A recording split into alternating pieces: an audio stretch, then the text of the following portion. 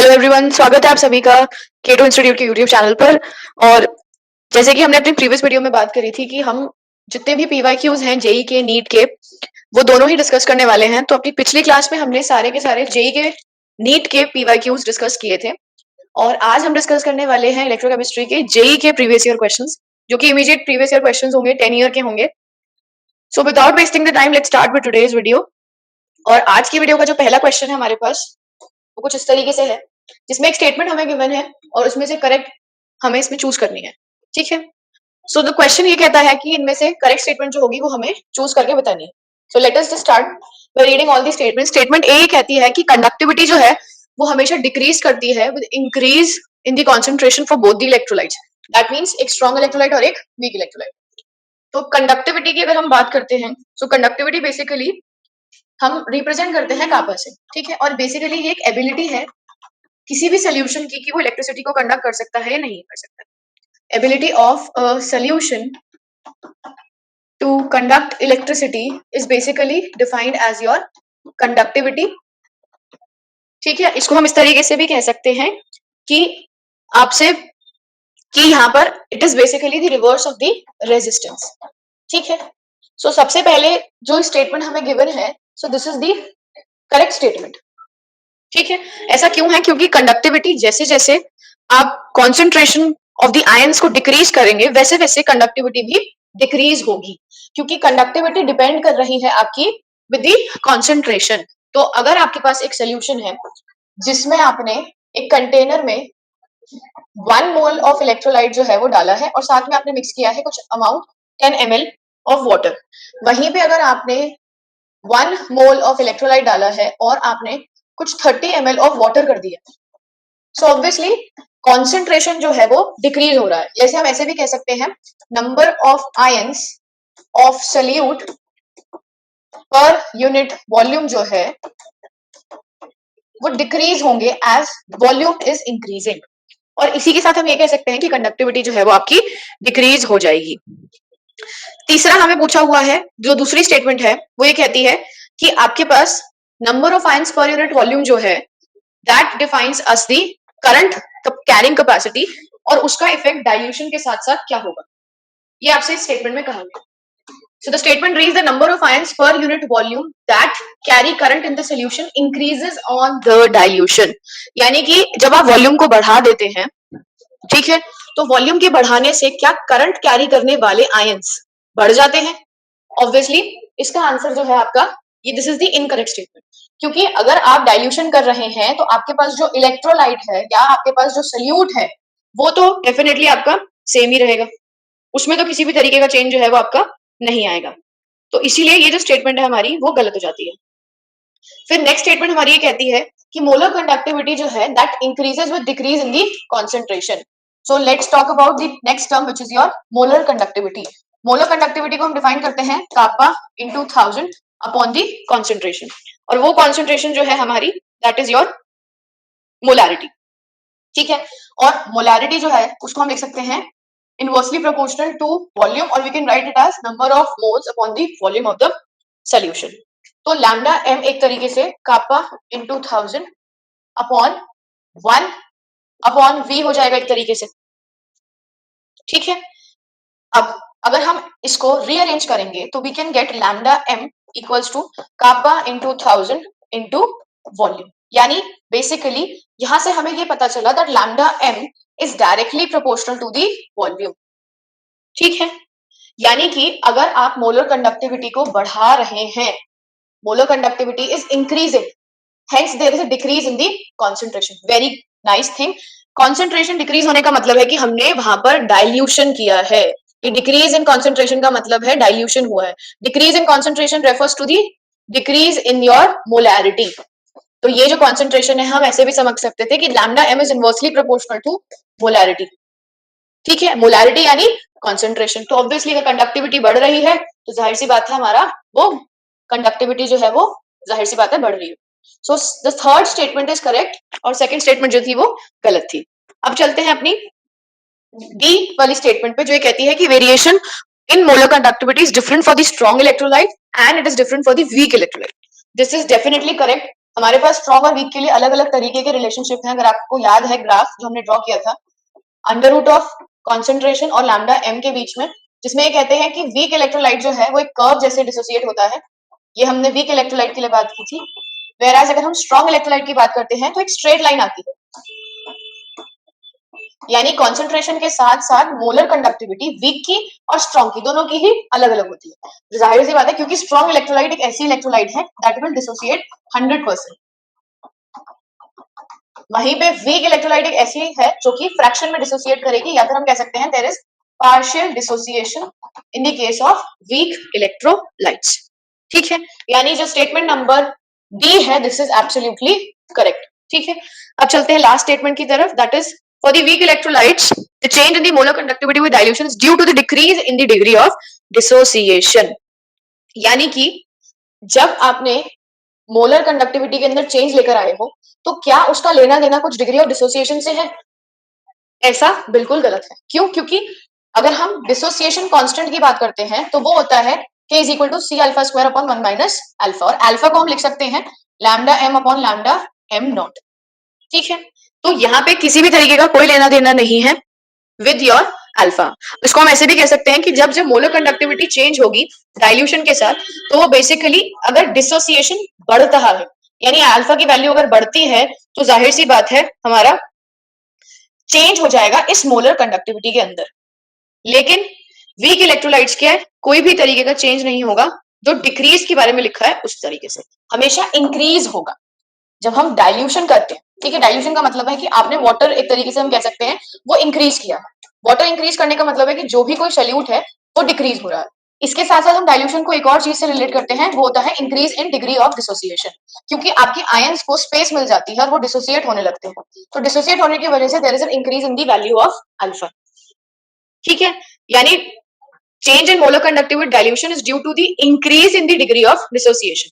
जबकि हमें यहाँ पे क्या लिखा हुआ है, हमें यहाँ पे वर्ड गिवन है डिक्रीज का, तो ये वर्ड आने की वजह से ये स्टेटमेंट भी हमारी गलत हो जाती है। तो the number of correct statements पूछा हुआ था कि कितनी स्टेटमेंट्स जो हैं आपकी अबव लिखी हुई स्टेटमेंट्स में से वो करेक्ट है। तो हमारे पास 3 ऐसी स्टेटमेंट्स आ गई है, so the answer will be 3। ठीक है, तो इतना डिटेल में इस क्वेश्चन को करने का ये मतलब है स्टूडेंट्स, ताकि अगर आपको कोई एक स्टेटमेंट इस तरीके से आ जाती है, क्योंकि आपको पता है आपका एमसीक्यू पेपर है, तो they can frame this particular question in another way, like कि अगर आपको 4 ऑप्शंस दे दिए नीचे कि which among the following is correct. ठीक है, जैसे आपको दे दिया एबीसी करेक्ट है, ठीक है, आपको दूसरा दे दिया है ए सी डी करेक्ट है, फिर तीसरा आपको दे दिया ई करेक्ट है, फिर चौथा ऑप्शन आपको दे दिया है सी करेक्ट है। तो इस तरीके से भी वो आपको इन 5 स्टेटमेंट्स को लिखकर कोई अलग तरीके का क्वेश्चन जो है वो फ्रेम करके दे सकते थे। इसीलिए हमने ये सारी की सारी स्टेटमेंट्स इतनी डिटेल में डिस्कस करनी चाहिए। तो आई होप आपको एक कॉन्सेप्ट समझ आ गया होगा सब चीजों का। चलिए अब नेक्स्ट क्वेश्चन की तरफ चलते हैं। सो जो नेक्स्ट क्वेश्चन है वो कुछ ये है आपके पास, जिसमें आपको बोला है कि स्टैंडर्ड रिडक्शन पोटेंशियल जो है for copper 2 plus two copper that is 0.34, और उस पर्टिकुलर आपके कंपाउंड के लिए आपको जो सॉल्युबिलिटी प्रोडक्ट है वो भी आपको गिवन है, और आपको निकालना है reduction potential at a pH of 14, और उसको डेफिनेटली एक्सप्रेस करना है x raise to the power -10 volts के तरीके से।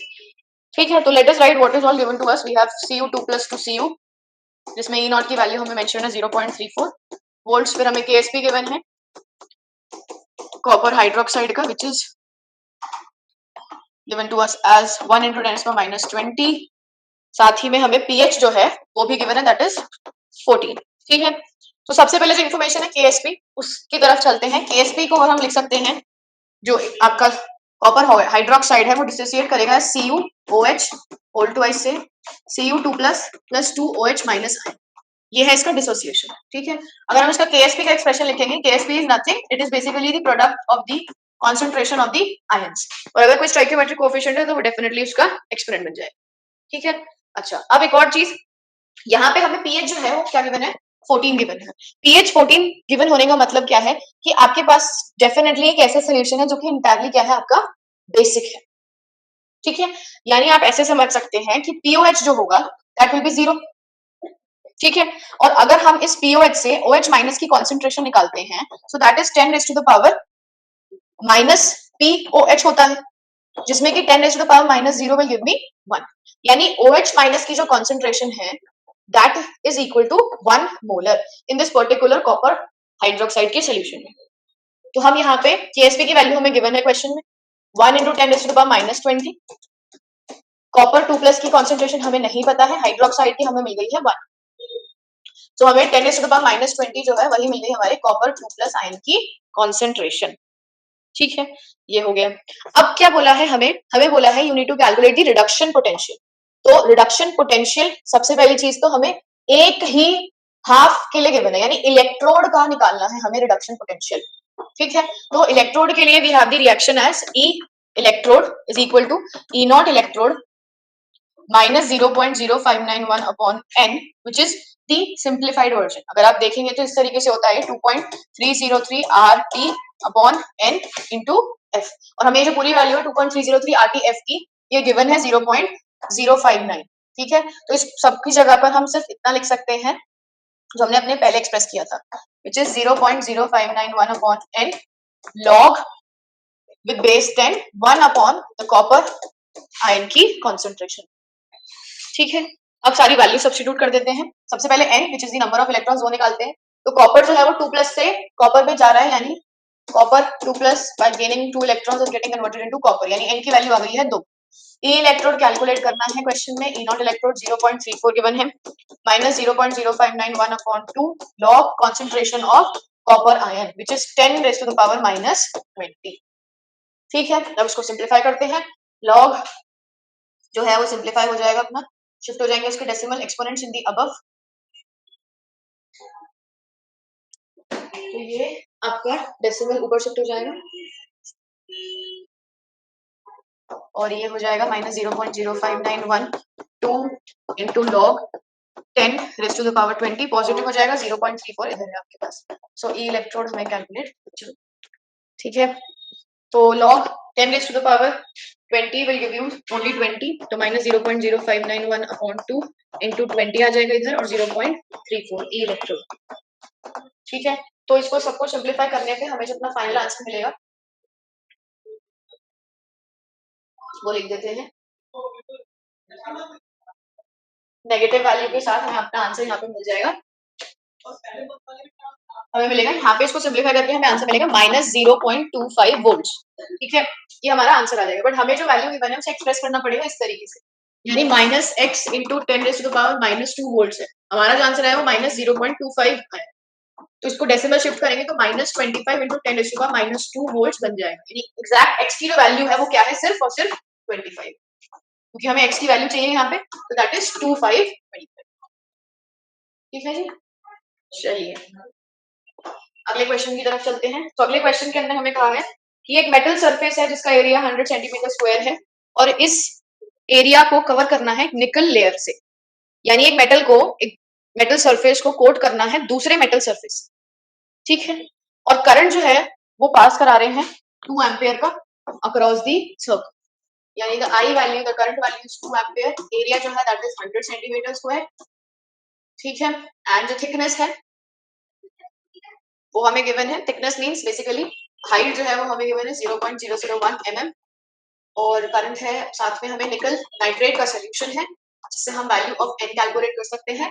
टाइम x सेकंड्स है और वैल्यू ऑफ टाइम यानी value of x, the time required in seconds, ये हमें कैलकुलेट करना है कि इस काम को करने के लिए इतने एरिया के ऊपर इतनी थिकनेस के साथ इतने करंट के साथ आपको डिपॉजिट करने में निकल मेटल को कितना टाइम लगता है, ये हमें कैलकुलेट करना है।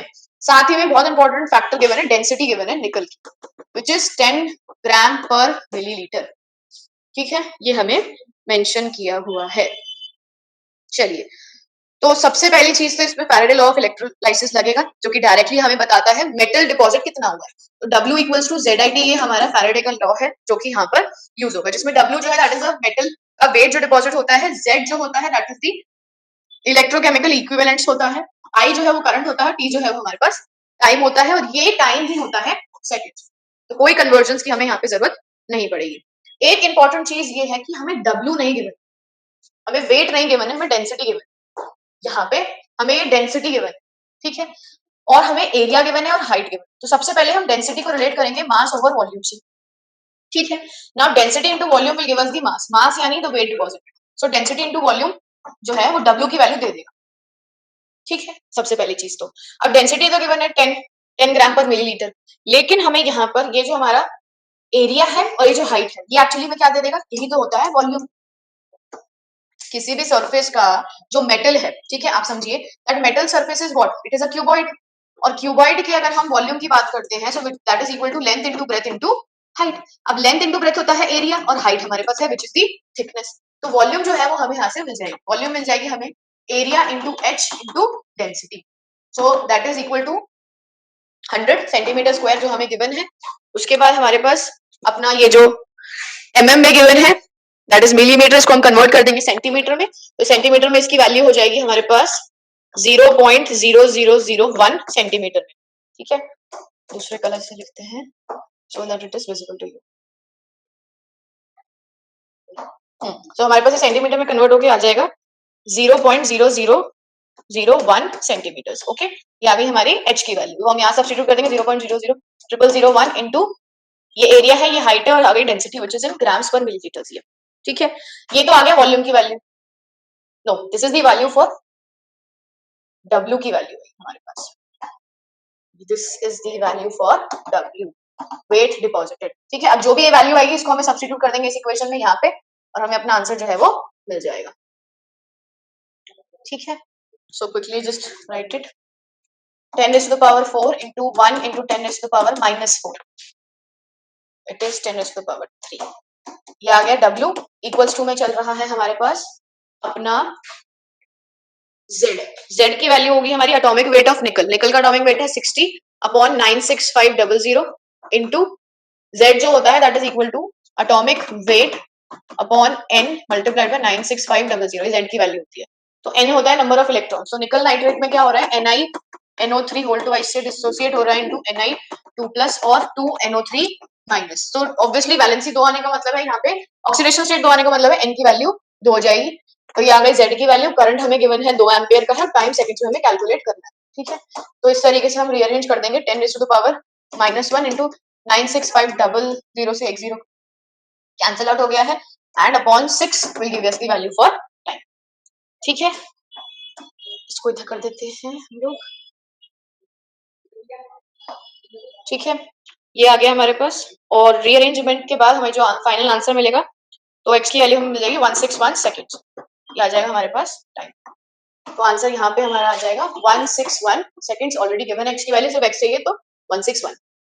ठीक है, तो ये भी एक अच्छा इंटरेस्टिंग क्वेश्चन था, कॉन्सेप्चुअल बेस्ड क्वेश्चन था। प्रीवियस नॉलेज जो थी यहाँ पे वो यूज हुई थी which was very simple, which is density equals to mass over the volume expression. ठीक है, चलिए अगले क्वेश्चन की तरफ चलते हैं। अगला क्वेश्चन इस स्क्रीन पर है आपकी, बहुत सिंपल क्वेश्चन है। इस क्वेश्चन के अंदर हमें कहा गया है कि स्पेसिफिक कंडक्टेंस जो है किसी भी एसिटिक एसिड की जिसकी कॉन्सेंट्रेशन इतनी है, यानी मोलैरिटी गिवन है हमें क्वेश्चन में विच इज 0.0025, उसकी स्पेसिफिक कंडक्टिविटी हमें गिवन है। ठीक है, चलिए, और साथ में हमें गिवन है अपना डिसोसिएशन कांस्टेंट कैलकुलेट करना है, के की वैल्यू हमें निकालनी है। सो के जो है दैट इज इक्वल टू के निकालना है। ठीक है, और यहाँ पे एक और चीज की ये जो आपके पास यूनिट है, इस यूनिट से आप कैलकुलेट कर सकते हैं कि आपके ये क्या चीज मेंशन है। आप समझ रहे हैं कि यहाँ पे this specific conductivity is nothing, it is basically kappa ही हमें गिवन है। यूनिट से आप देख सकते हैं। ठीक है, साइमन सेंटीमीटर इनवर्स हमें गिवन है, तो वो यूनिट किसकी होती है हमारे पास, वो यूनिट होती है हमारी कंडक्टिविटी की ही। ठीक है, अच्छा स्पेसिफिक कंडक्टिविटी है, ओके, कंडक्टिविटी की तो we have only ohm inverse. ठीक है, तो this is a different term. Okay, specific conductivity यानी जो आपने स्पेसिफाई कर दिया है अपना, तो वो अलग हो जाएगा। ठीक है, कापा हो जाएगा that is equal to 5 into 10⁻⁻5 siemens centimetre inverse. ये आपकी वैल्यू है गिवन, और आपको निकालना है dissociation constant. Very simple, very easy question. हमें यहाँ पे सबसे पहले तो देखना पड़ेगा कि k का फॉर्मूला क्या होता है। सो k which is c alpha square upon 1 minus alpha. This is how you calculate the dissociation constant for a weak acid, because acetic acid जो है वो एक वीक एसिड ही है। ठीक है, अब इसके लिए क्या जरूरी है, इसके लिए जरूरी है अल्फा निकालना, और अल्फा का रिलेशनशिप होता है lambda m upon lambda m not. ठीक है, चलिए, तो लैम्डा m जो है वो कैसे निकल जाएगा, lambda m will be kappa into 1000 upon the concentration जो हमें गिवन है। ठीक है, एक चीज हो गई है, तो लैम्डा m निकाल देते हैं विच इज हमारे पास 5 into 10 is power minus 5 into 10 is to the power 3 upon concentration which is 25 into 10 is to the power minus 4. ठीक है, इस तरीके से हमारे पास ये एक्सप्रेशन आ जाएगा.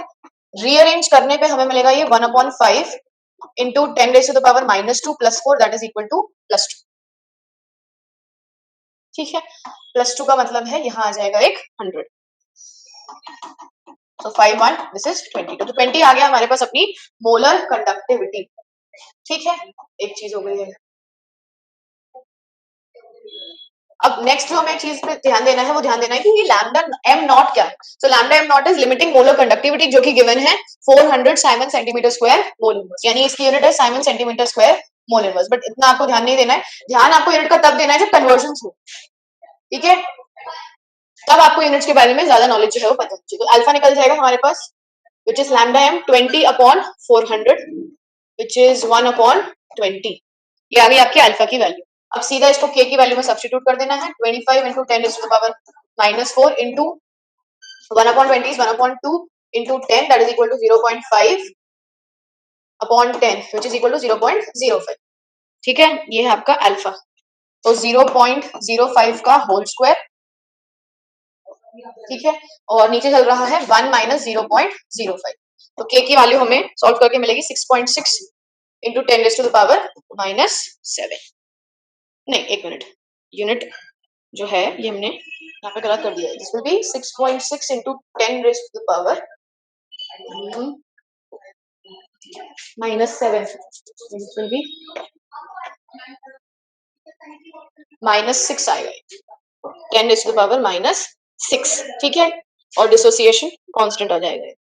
तो अब हमें जो आंसर देना है नियरेस्ट इंटीजर में उसमें 10 raised to the power minus 7 में देना है.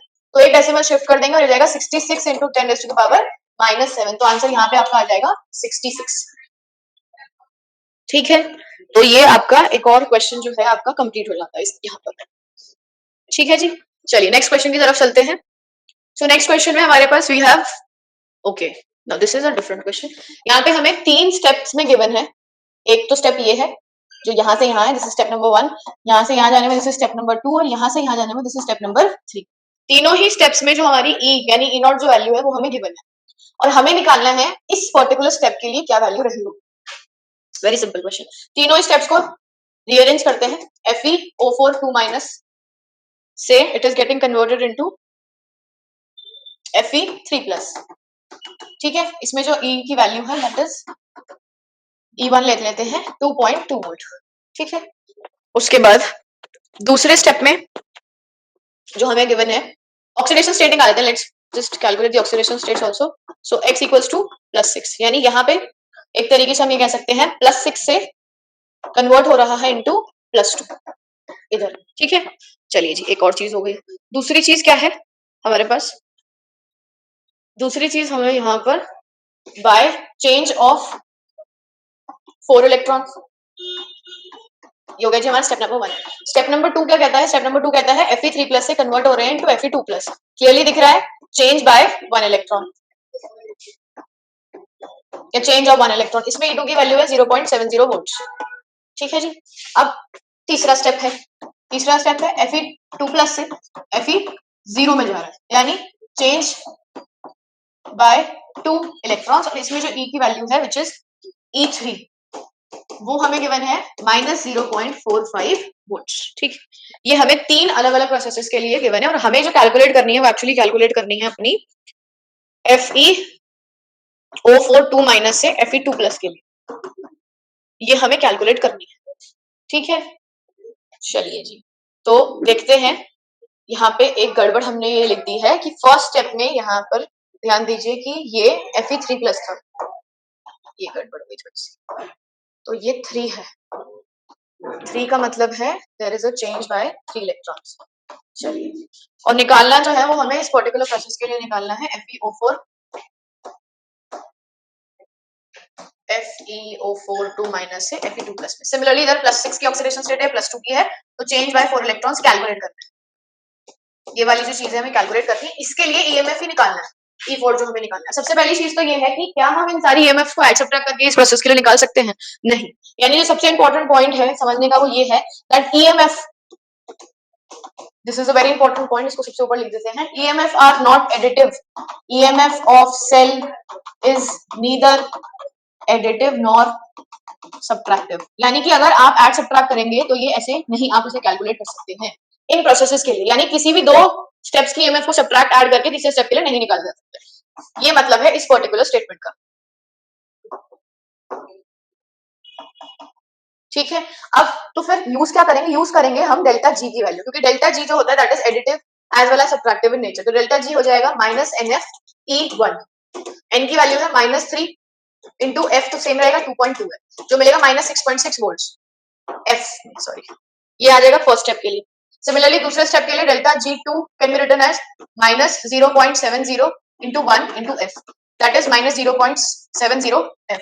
तीसरे स्टेप के लिए डेल्टा जी थ्री मिलेगा minus 0.45 into two into F, that is equal to around which is हमारा 0.45 ना,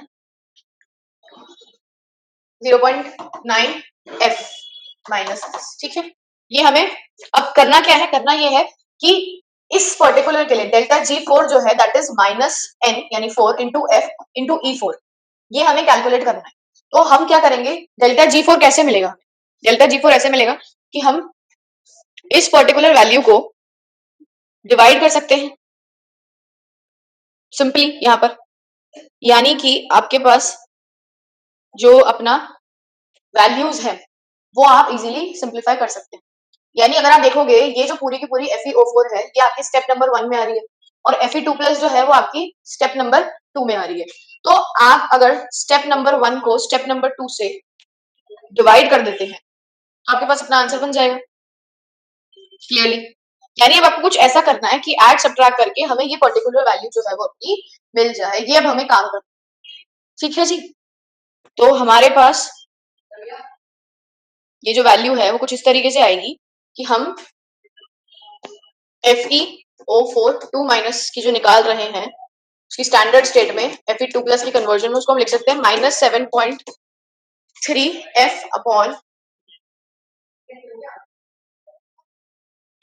माइनस 4F, ये निकाल सकते हैं ना।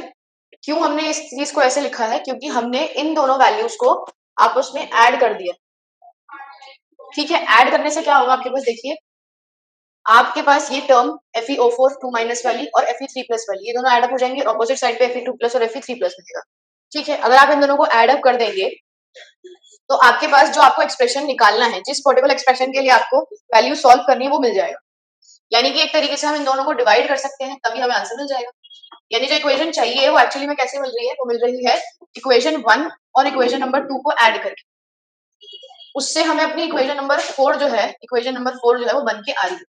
तो ऑब्वियसली एन निकालने के लिए या हमारी ईएमएफ की वैल्यू निकालने के लिए हम सीधा उसको डिवाइड कर देंगे। तो डिवाइड करने पे सिंप्लीफाई होके हमें कुछ अराउंड 1.825 के बराबर जो है वोल्ट्स में ये आंसर हमारा मिल जाएगा। और क्योंकि जो स्टैंडर्ड है उसमें 10⁻³ है तो ऑब्वियसली इसको शिफ्ट करना पड़ेगा, 1825 इंटू 10⁻³ वोल्ट हो जाएगा। तो आंसर आ जाएगा, एक्स की वैल्यू यहाँ पे आ जाएगी जी आपकी 1825, ठीक है जी। तो ये हमारा हो जाएगा डेल्टा जी की वैल्यू। एक चीज जो इंपॉर्टेंट है वो ये है कि डेल्टा जी ही एडिटिव या सब्ट्रैक्टिव हो सकते हैं, यानी इस पर्टिकुलर फोर्थ रिएक्शन के लिए जो हमें ईएमएफ निकालना था वो हम फर्स्ट 2 या 3 इन तीनों के ऐड सब्ट्रैक्शन से निकाल सकते हैं इजीली। यही है इस क्वेश्चन के पॉइंट को समझना कि आपको अगर ईएमएफ गिवन है तो आप ईएमएफ को ऐड सब्ट्रैक्ट करके आंसर नहीं कैलकुलेट कर सकते हैं, आपको डेल्टा जी के टर्म्स में अपने एक्सप्रेशन को लेके जाना पड़ेगा। पॉइंट समझ रहे हैं आप सभी? यानी कि यहाँ पे जो पूरा क्वेश्चन है कुछ इस तरीके से हुआ है कि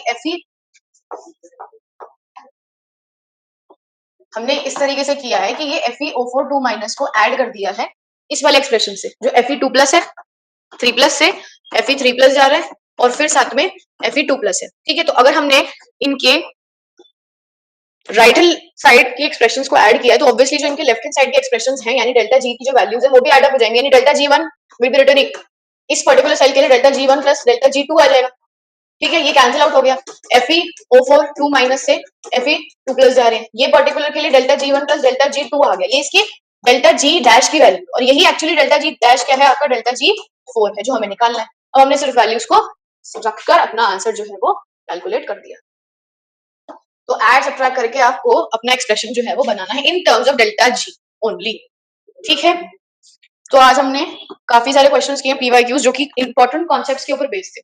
सभी क्वेश्चंस के अंदर जो कॉन्सेप्ट्स हैं वो काफी अलग हैं, इंपॉर्टेंट हैं। तो आई होप आप सभी इस वीडियो को दोबारा से देखिएगा, नोट्स बनाइएगा, क्वेश्चंस को अपने नोट्स में जरूर मेंशन कीजिएगा विद द फॉर्मूलास, क्योंकि क्वेश्चंस प्रैक्टिस करने का यही एक मोटिव होता है कि आप ज्यादा से ज्यादा अपने कॉन्सेप्ट्स को स्ट्रॉन्ग कर सकें। ठीक है, बाकी मैंने हर वीडियो में मेंशन किया है स्टूडेंट्स, जो भी कोई क्वेरी होती है कमेंट सेक्शन में मेंशन कीजिए, और अगर कोई भी ऐसा टॉपिक है जो आप पढ़ना चाहते हैं उसको भी आप डेफिनेटली कमेंट सेक्शन में मेंशन कीजिए, ताकि हम अगली वीडियोस अपनी लेक्चर्स जो है उसी तरीके से आपके रिक्वायरमेंट के हिसाब से और आपके अप्रोच के हिसाब से उसको प्लान करें। So thank you for watching the video students.